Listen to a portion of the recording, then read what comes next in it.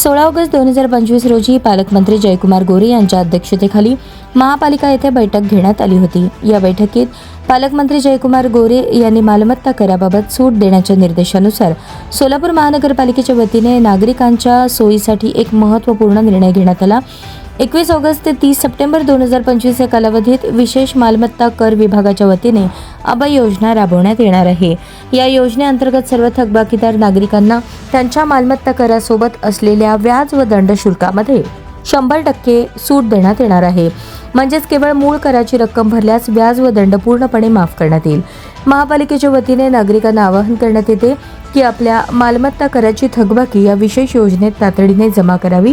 आपल्या वेळेत भरलेल्या करामुळे शहरातील विकास कामांना चालना मिळणार आहे।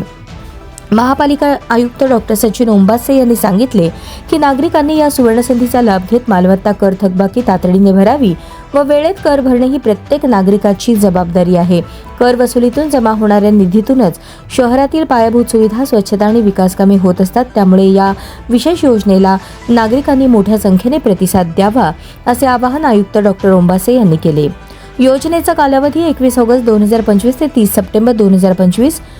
सवलत, व्याज व दंड 100% माफ, केवळ मूळ मालमत्ता कर भरावा लागेल। सोलापूर महानगरपालिकेच्या सर्व कर संकलन केंद्रांवर तसेच फोनपे, पेटीएम ऑनलाईन प्रणालीद्वारेही कर भरता येईल याची नागरिकांनी नोंद घ्यावी।